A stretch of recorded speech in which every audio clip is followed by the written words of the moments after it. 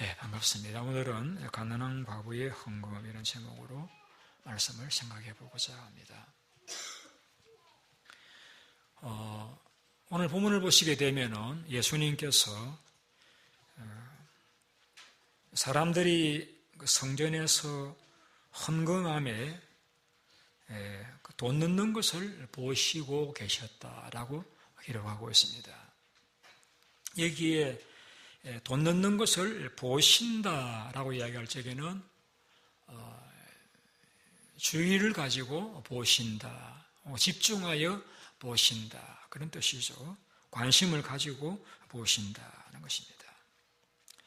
우리 성경을 보게 되면은 하나님께서 보신다, 예수님께서 보시고라는 단어가 나오는 경우들이 여럿이 있습니다. 예를 들면은 요한복음 1장에 보시게 되면은 나다나엘이라는 사람이 예수님을 만나게 됩니다.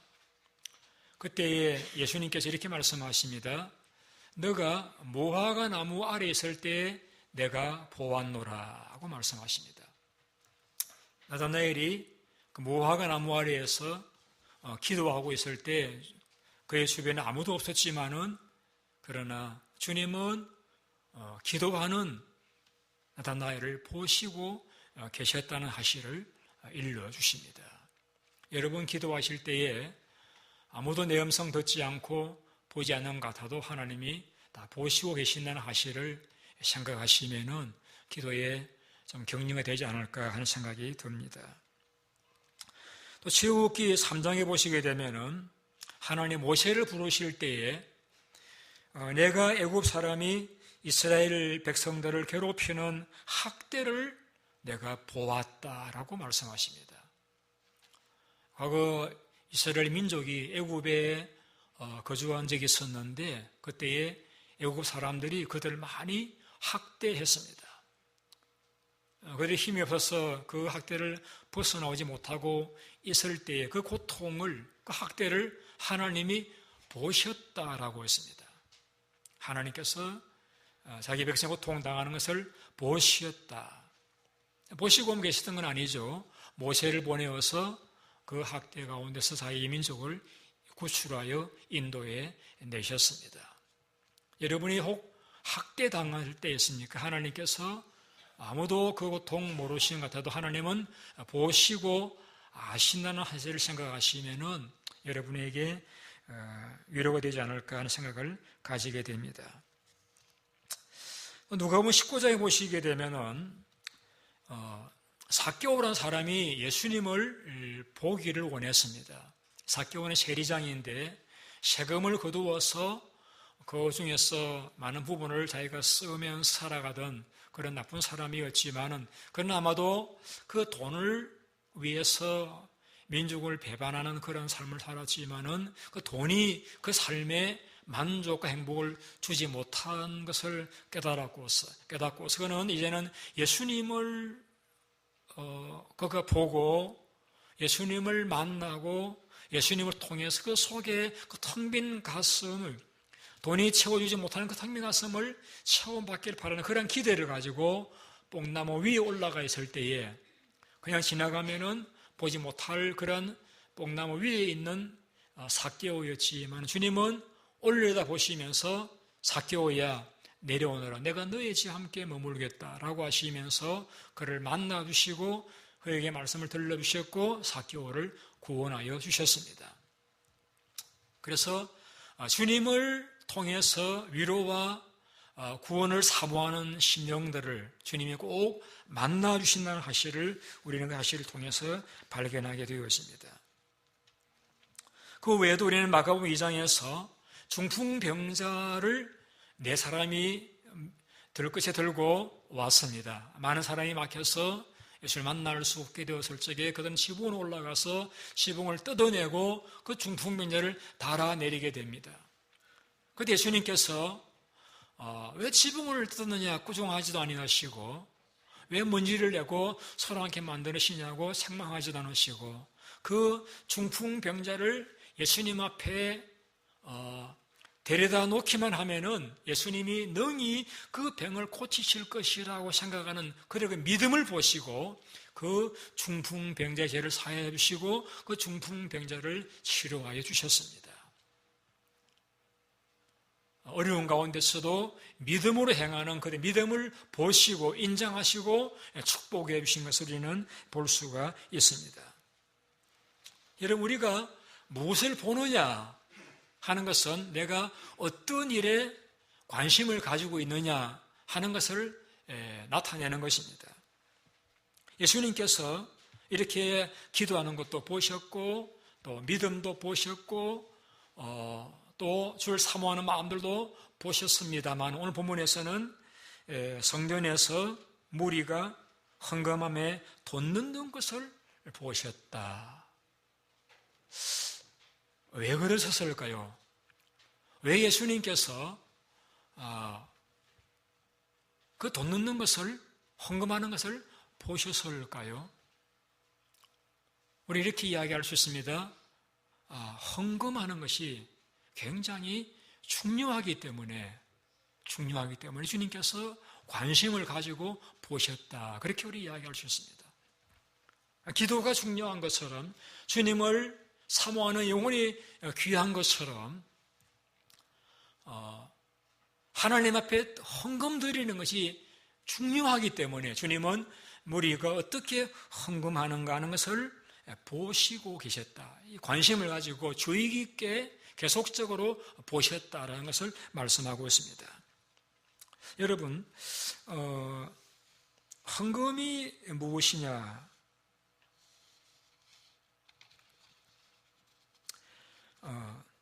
이 헌금은 우리가 잘못 들었을 적에 성경을 보면은 아나니아와 삽비라는 하나님의 저주를 받게 되어지죠. 또 그 반대로 헌금을 통해서 하나님 사랑을 받게 되기도 합니다. 그래서 하나님 즐겨내는 자를 사랑하시느니라. 하나님의 사랑을 받는 우리들이긴 하지만은 그 위에다가 하나님이 더욱더 은총을 더 내려주시는 그런 사랑을 받고 못 받는 것이 헌금에 달려있다는 것을 성경이 우리에게 가르쳐주고 있습니다. 하나님은 즐겨내는 자를 사랑하신다. 또 우리는 잠언 3장 말씀을 통해서 내 재물로서 여호와를 공경하면은 내 창고 가득히 차고 내 포도주 스텔에 새 포도즙이 넘칠 것이다 라는 말씀을 통해서 그 헌금이 우리에게 복을 넘치게 가져오게 한다는 사실을 알 수 있습니다.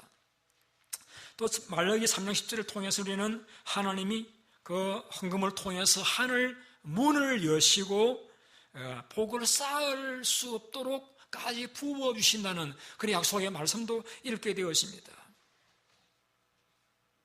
그래, 헌금이 귀한 것이죠.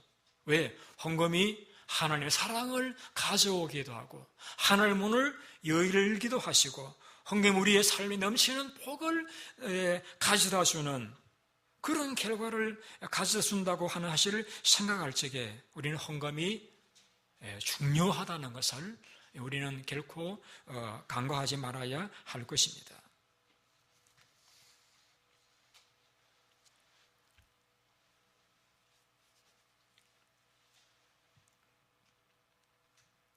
우리가 하나님 앞에 헌금을 드린다라고 하는 것은 이것은 내가 하늘나라에 내 마음을 두고 살아가겠다라고 하는 그러한 의미가 거기에 포함되어져 있는 것입니다. 오늘 본문을 보시게 되면은 두 부류의 사람이 헌금을 드리죠. 한 부류는 이제 부자가 여러 부자는 많이 넣었다, 많이 헌금을 했다 하는 것을 말씀하고 있습니다. 어떻게 생각하세요, 여러분? 부자니까 당연히 헌금을 많이 할 수 있지 않겠는가? 그렇게 생각할 수도 있겠습니다. 왜? 많으니까 헌금하는 일에 부담이 없이 이렇게 많은 헌금을 드릴 수 있지 않겠는가? 그렇게 생각할 수 있습니다. 저는 그렇게 생각하지 않습니다. 여러분, 제가 생각할 때는 부자라고 할 적에는 벼락 부자, 그건 땅 투기 부자가 아니라고 하면은 부자는 남달리 그 재물에 대해서 굉장히 남다른 감각을 가지고 있는 저는 그런 분들이라고 생각합니다. 여러분 어떻게 이끌지 모르지만 부자들은 그 재물을 허털게 쓰지 않아요. 한 푼 한 푼을 신중하게 결정하고 쓰는 것을 보게 되어집니다. 그걸 나쁘게 말하면 인색하다고 이야기할 수 있을지 모르겠지만은 그 부자는 적어도 그 재물에 대한 가치를 알아요. 그래서 허투루게 돈을 쓰지를 않습니다. 그래서 본문에 나온 이 부자들이 많이 헌금을 했다라고 하는 것은 어떤 의미를 가지고 있는가 하면은 그들이 꼭 돈이 많기 때문에 많은 헌금을 했다고 저는 그렇게 생각하지 않습니다. 그들이 많이 헌금했다는 것은 그들은 비록 그들이 많은 재물을 가지고 있지만은 이 재물은 하나님이 내게 주신 것이라고 하는, 재물의 주인이 하나님이라고 하는 것을 그들은 알고 있었고, 그 재물을 하나님께 많이 헌금했다는 것은 나는 이 재물을 의지하지 않고 하나님을 의지하고 살겠다라고 하는 마음의 표현이 많은 헌금을 들을 수 있었다라고 생각합니다. 여러분 안 그러세요? 여러분이 인감이 많으면은 쓸 것도 많아지는 경험을 해보신 적 없었어요? 그래서 우리는 돈 쓸 곳이 없어서 남아서 헌금하는 건 아니에요. 애들이 적어도 많은 헌금을 드렸다는 것은 나는 이제 이 물질을 의지하지 않고 하나님을 의지하고 살아가겠습니다라고 하는 그러한 표현이 많은 헌금을 드렸다는 데서 저는 함축되어져 있다고 그렇게 생각합니다. 예수님이 이런 말씀하신 적이 있죠. 내 재물이 있는 곳에 내 마음도 있느니라고 했습니다. 여러분 어떤 분에게 어떤 물건을 선물해 보신 적이 있습니까? 그냥 이제 싼 어떤 선물이 아니라 좀 정성껏 준비한 그런 선물을 한번 드리게 되면은 그분을 생각하면은 그 선물이 생각이 납니다. 그래서 이제 그분을 만나든지 이름을 떠올리면은 내가 선물을 줬던 사람이라는 생각을 가지게 되어집니다. 그래서 우리가 하나님 앞에 많은 헌금을 드리게 되어지면은 내 마음도 하나님께 가 있게 되어집니다. 우리 은행에다 많은 헌금을, 많은 돈을 이렇게 비추게 되면은 우리 마음이 어쩔 수 없이 은행 밸런스에 가 있을 수밖에 없겠지만은 하나님께 헌금을 드리게 되어지면은 우리 마음이 하늘나라에 하나님께 가 있게 되어지는 거예요.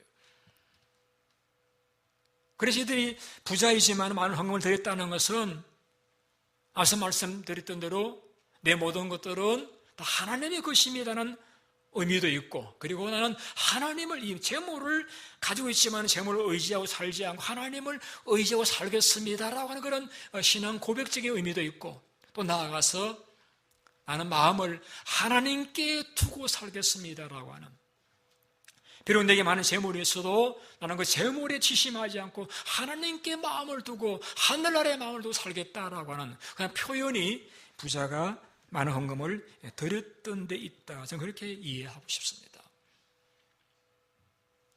부자라고 해서 많은 헌금 드릴 수 있는 것이 쉬운 일이 아닙니다.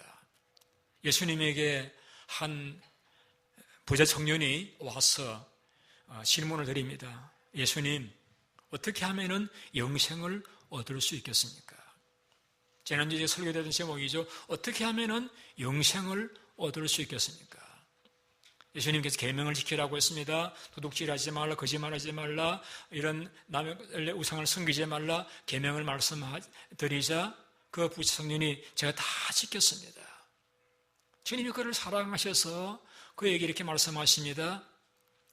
내 재물을 가난한 사람들에게 나누어 주고 나를 따르라고 말씀합니다. 주님은 그 청년을 제자로 삼고 싶으셨던 거예요. 귀한 청년이잖아요. 영생에 관심이 있습니다. 또 계명을 다 지키는 신실한 사람입니다. 그래서 그를 제대로 삼기를 원하셔서 내 재물을 나누어 주고 나를 따르라고 말씀을 하셨는데 그 청년 부자는 재물이 많은 거로 근심하면서 주님을 떠나갔다라고 했습니다. 여러분, 그 청년 부자님께 왜 왔었죠? 뭐 때문에 왔었죠? 뭘 질문했죠? 어떻게 하면 영생을 얻을 수 있겠습니까? 영생을 얻기 위해서, 그 영생의 길을 알기 위해서 와서 질문드렸던 그 청년 부자입니다. 주님 대답이 내 재산을 가난한 사람들 나누어 주라고 말씀하셨을 적에 그는 그 영생보다도 그 재물이 아까워서 주님을 떠나가 버리고 말하지 않습니까? 여러분, 영생이 귀하지만은 영생까지도 포기하게 만들 만큼 재물의 파워가 여러분 그렇게 큽니다, 여러분. 그럼에도 불구하고 이 부자들이 많은 헌금을 드렸다라고 하는 것은 그들은 마음을 하나님께 두고 하늘나라에 두고 살겠다라고 하는 그러한 마음의 표현이 많은 헌금을 드렸다는 데서 저는 그렇게 이해를 하고 싶습니다.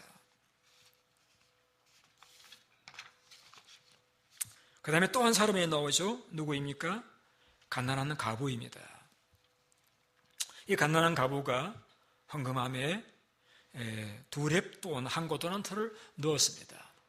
이 한 고도란토라고 하는 이 화폐 단위는 가장 작은 화폐, 우리로 말하면 센트에 해당되는 그러한 이제 화폐 단위인데 한 고도란토라고 하면은 노동자가 하루 일해서 벌 수 있는 돈의 64분의 1에 해당되는 가치입니다. 예를 들어서 우리가 하루 노동해서 벌 수 있는 돈이 한 80불 혹은 또 160불이라고 여긴다라고 하면은 한 1불, 2불 정도에 해당되는 가치입니다. 그러니까 이 가난한 가부는 하나님 앞에 그 1, 2불 되는 돈이지만은 자신의 생활비 전부에 해당되는 가난하니까 그런 돈을 드렸습니다. 그래서 주님께서 그 헌금을 보시면서 이 가난한 가부가 헌금함에 모든 사람보다 더 많이 넣었다라고 말씀을 하십니다. 객관적으로 비교해 볼 적에는 분명히 부자들이 더 많은 헌금을 드렸고 가난한 가부가 적은 돈을 드렸는데 불구하고 주님께서는 많은 돈을 드렸다고 인정하신 것은 주님은 비율적으로 계산하신 것 같아요. 그래서 많은 데서 많은 거 드린 것보다도 이 작은 데서 없는 데서 드린 그것이 더 많다라고 재산 소유의 비율적으로 따져볼 적에 많이 드렸다는 것 주님의 판단이시라고 여겨지는 것입니다. 제가 오늘 관심 가지고 좀 생각해 보는 부분은 뭐냐면은 이 가난한 가부가 어떻게 해서 자기 생활비 전부를 헌금할 수가 있었을까 하는 것입니다.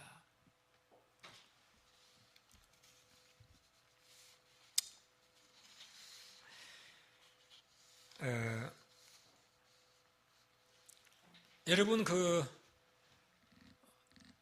당시 이 헌금함이라고 하는 것은 우리가 현재 사용하는 이 헌금 주머니 형태가 아닙니다. 구리를 만든 이런 이제 나팔 모양의 헌금통인데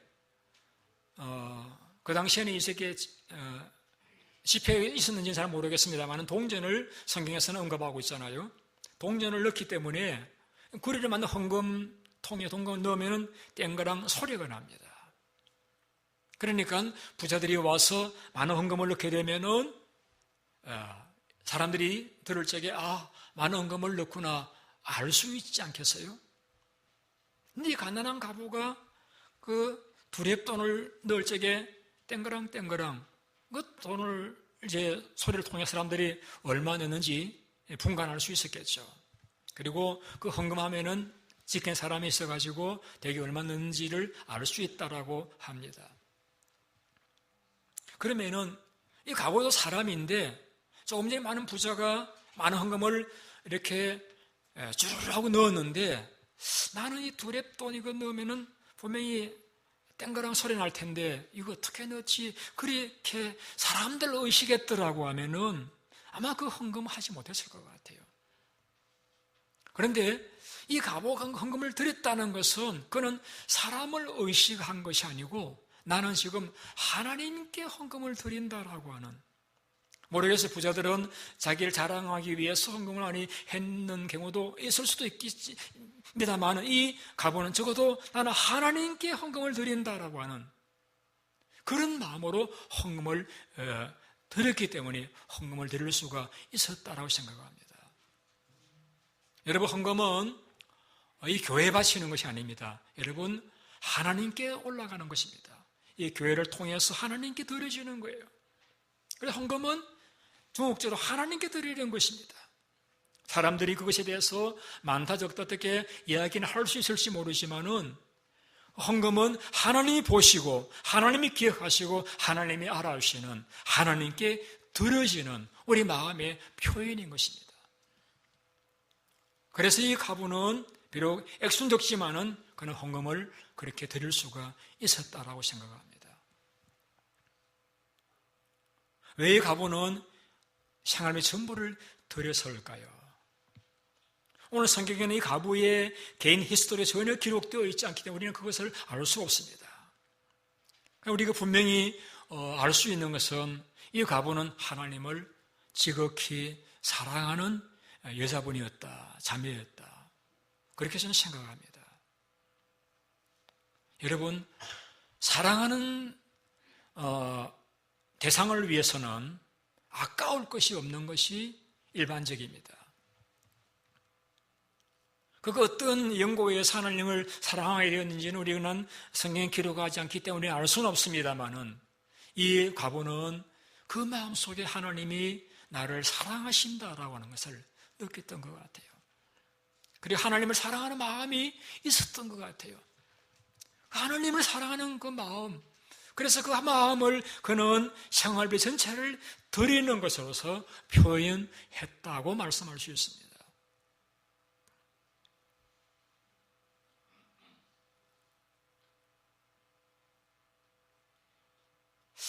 누가복음에서 예수님께서는 가난한 자가 복이 있다라고 했습니다. 왜 가난한 자가 복이 있다고 말씀하셨습니까? 가난하다 보면은 가난하기 때문에 내 힘으로는 살 수 없고 누군가 도와주어야 살 수 있기 때문에 하나님을 집중해서 바라보고 의지하고 사모하고 살아가게 되어집니다. 세상에 가진 것이 많다 보면은 그것에 시선을 두고 살아갈 수밖에 없겠지만은 가난하다 보면은 하나님만 바라보고 살아갈 수 있기 때문에, 그래서 하나님께서 가난한 자가 하나님 바라보기 때문에 그 심령 속에 하늘나라를 선물로 주시는 거예요. 그래서 그 가난한 가부는 가난하기 때문에 늘 하나님을 의지하고 바라보고 살아왔다 보니까 하나님께서 그에게 은혜를 주셔서 그 마음속에 하나님을 사랑하는 마음이 풍성하지 않았는가, 그렇게 짐작해 봅니다. 그 하나님을 사랑하는 마음이 있다 보니까 그 뜨거운 사랑의 마음이 그는 생활비 전부를 넣었어도 아깝지 않을 수가 있었을 것이라고 생각합니다.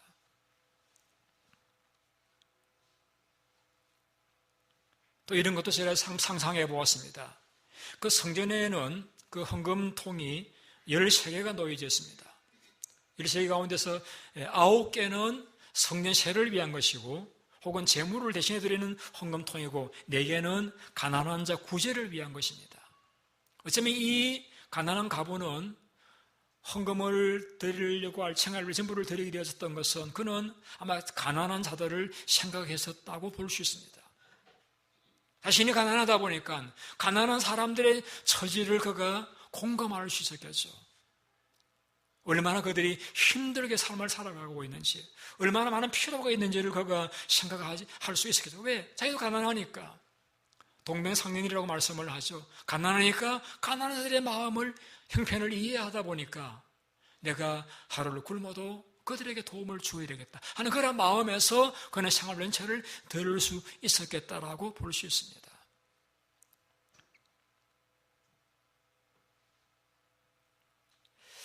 간혹 이제 성도님 가운데 이런 질문을 제게 주시는 분이 있습니다. 목사님,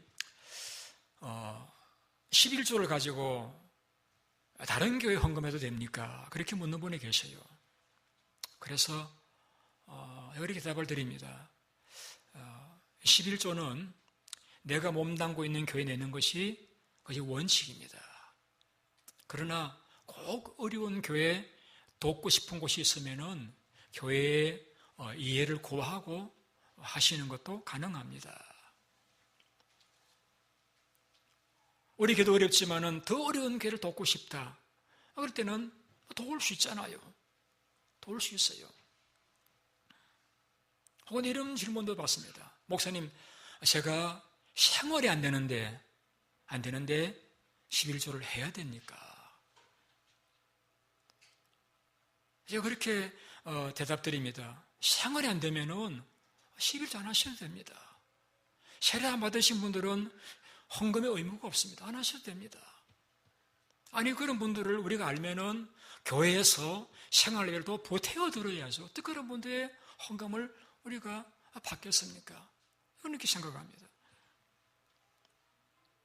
자, 그런데 본문을 보시게 되면은 이 가난한 과부가 헌금을 드렸습니다. 그 헌금은 그의 생활비 전부입니다. 여러분, 예수님께서 이 과부의 헌금이 생활비 전부인 것을 아셨을까요? 몰랐을까요? 아셨겠죠. 아셨으니까 말씀을 하셨지 않습니까? 그러면은 여러분 같으면 어떻게 하셨겠습니까? 아니, 우리 기대하는 것은 이런 모습이겠죠. 예수님께서 아주머니 헌금하지 마셔요.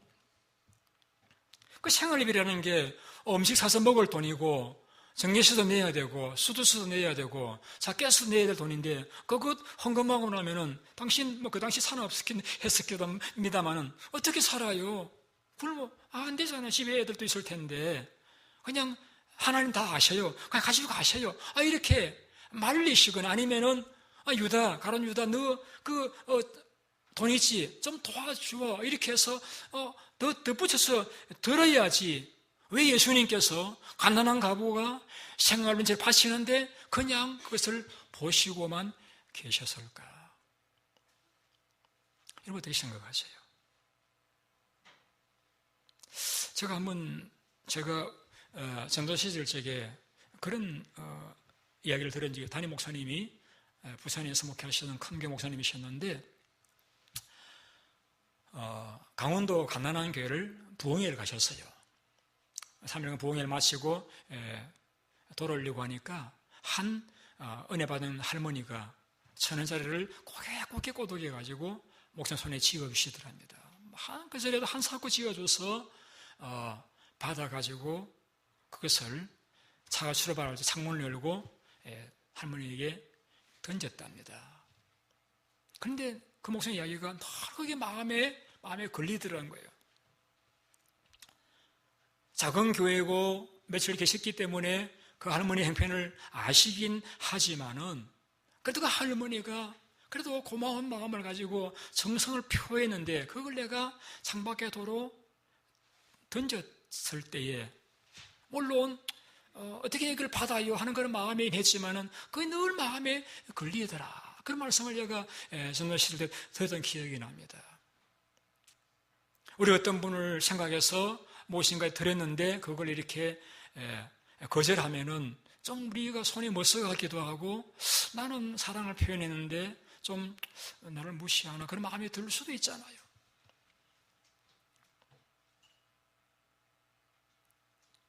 어쨌든 주님께서는 왜 그 가난한 과부 생업을 드렸는데 그걸 마다하지 않으시고 드리도록 그냥 방관하고 보고 계셨느냐. 제가 주부의 이 설교 예화를 읽잖아요. 예화를 이렇게 싣기 위해서 인터넷 검색하다 보니까 여러분 아시는 분은 잘 아시겠습니다만은 원종수 권사라고 하시는 분 지금 볼티모어 감리교회 권사님이신데 이분에 대한 기사가 컴퓨터에 이렇게 정보가 나왔습니다. 이런 내용입니다. 이분이 서울대 약대를 졸업하고 서울대 병원의 인턴으로 근무를 하면서 첫 월급을 받았습니다. 그래서 가난한 가운데 자기를 위해 수고하시는 그 어머님을 위해서 고기를 사드리기 위해서 이제 어머니 또 사드리기 해야 되겠다 그런 마음으로 기쁜 마음으로 집으로 가서 어머니 제 첫 월급 받았습니다. 어머니 가지고 고기도 사드시고 옷도 사 입으세요. 이렇게 그리고 백화점에 가서 좋은 물건도 사세요라고 했더니 어머니가 그 아들이 이렇게 말합니다. 종수야, 우리가 기왕 믿을 바에는 잘 믿자. 우리가 지금까지 하는 은혜로 살아왔는데 앞으로 하는 은혜로 살아갈 것이야. 타협하지 말고 깨끗하게 살자. 너 이거 처음 받은 월급이지. 첫 열매는 우리 게 아니야. 하나님 거야. 하나님께 우리 바치자 하면서 그 다음날 새벽 시간에 하나님 앞에 헌금을 그 월급을 헌금으로 드려버리는 거예요. 그러다 어머니 우리 하시겠다 그러니까 또 거절하지 못하고 이렇게 하긴 했습니다. 그런데 한 보름쯤 지났을 적에 그 학장님께서 이 원종수 권사를 불렀습니다. 봉투를 하나 주었습니다. 그것이 전국 그 의사고시에서 1등 했기 때문에 주는 상금이라고 하면서 주는데 금액을 보니까 그 첫 월급의 2배에 해당되는 많은 돈이었습니다. 너무 좋아서 내가 첫 월급을 드렸더니 하나님이 이렇게 2배를 주셨구나 생각하면 기뻐서 그 어머님에게 달려와서 그것을 드렸습니다. 어머님 웃으시면서 야 성수야, 너 상금 타본 적이 있느냐? 없는데요. 그래서 이게 처음이지. 처음 거는 하나님 거야 하면서 그걸 하나님께 드리라는 거예요. 너 이거 다음 주일까지 기다리면 시간 되니까 내일 바치자 해서 그 다음날 새벽에 하나님께 바쳐버리는 거예요. 자, 그 간증을 그 원종정 목사님 하시면서 그는 이런 말을 덧붙였습니다. 자기가 이제 고등학교 때 300등 정도의 공부 못하는 학생이었지만 서울대학교를 1등으로 졸업을 하고 의사고시에서 수석으로 합격하고 의학 박사가 되어서 미국에 와서 암 전문 의사가 되어진 것이 어머님의 믿음과 헌신의 결과라. 그렇게 고백했습니다. 그는 이런 이야기도 했습니다. 그가 한 번은 이제 어머니께서 그 길것이 가시다가 나이 들은 한 노인네가 헐벗고 굶주려서 쓰러지던 것을 모시고 집으로 오셨대요. 그러면 송수 보고 이제 야, 옷 갈아입히고 몸 씻겨드리고 이제 밥 먹여드리라 이렇게 해서 너무 옷이 더러우니까 막대기로 이렇게 옷을 벗기고 몸을 씻겨드리고 이제 하얀 쌀밥에 따뜻한 고깃국을 끓여서 대접을 해드렸답니다. 근데 그날 밤에 꿈에 예수님이 나타나셨답니다. 그리고 예수님이 이렇게 말씀했답니다. 종수야, 그날 내가 얼마나 추웠는지 몰라. 내가 어쩌면 얼어 죽었을지도 몰라. 그날 내가 얼마나 배가 고팠는지 몰라. 많은 사람들이 성경책을 끼고 지나가면서 나를 모른 척하고 지나갔으면 너희 어머니가 나를 불렀다. 그리고 내 배고픔을 채워주었지. 내가 추웠을 적에 너희 한 벌 있는 옷을 내게 입혀주었지. 내가 외로웠을 적에 나를 가운데 놓고 나를 위해서 내 가족에게 기도해 주었지. 너가 나를 먹였기 때문에 내가 너희의 먹는 것을 책임져 주겠다. 너가 나를 데려다가 집에서 채워주었지. 내가 너희의 의식주를 해결해 주겠다. 너는 내게 물질을 준 것이 아니고 내 상처를 꼬매어 주었단다. 그 꿈 이야기를 그 간증에 썼습니다. 저는 알지 못해요. 주님께서 이 생활수를 드린 이 여인에 대해서 어떠한 보답을 들으셨는지 저는 몰라요. 그러나 우리가 열왕기상 17장에 나오는 엘리야와 그 사라바 가부의 스토리에서도 우리가 캐치할 수 있고 그 원종수 권사님의 간증을 통해서도 우리가 알 수 있는 것은 하나님께서 우리의 헌신과 사랑과 수고를 결코 간과하지 아니하시고 갚아 주시는 하시를 볼 때에 이 가난한 가부에 대해서도 하나님이 갚아 주셨다고 믿습니다. 다시 말씀드리면은 주님께서 어쩌면은 그 과부에게 그 생활비에 몇 곱절, 몇십 곱절 되는 것으로서 갚아주시기 위해서 그것을 두고 보시며 받으셨다고 저는 생각합니다. 여러분, 헌금이 무엇입니까? 헌금은 돈이 아닙니다, 여러분. 헌금은 사랑입니다. 주님, 제가 주님을 사랑합니다. 주님, 제가 무엇이 관데 나를 구원해 주셨습니까? 주님에 대한 사랑의 표현이라고 생각합니다. 주님에 대한 감사의 표현, 이것이 헌금입니다, 여러분.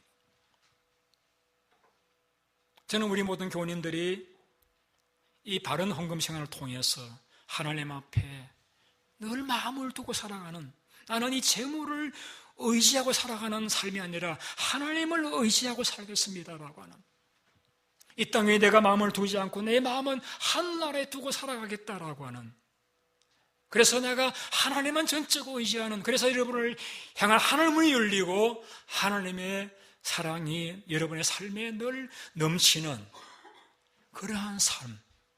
그래서 하나님께서 모든 사람에게 나눌지 몰라도 하나님께서 주시는 그 은총과 축복 가운데서 여러분 받은 사랑을 간증하며 그래서 더 하나님을 사랑하는 그런 삶을 살아갈 수 있는 복된 성도님들이 다 되시기를 주님의 이름으로 축원드립니다.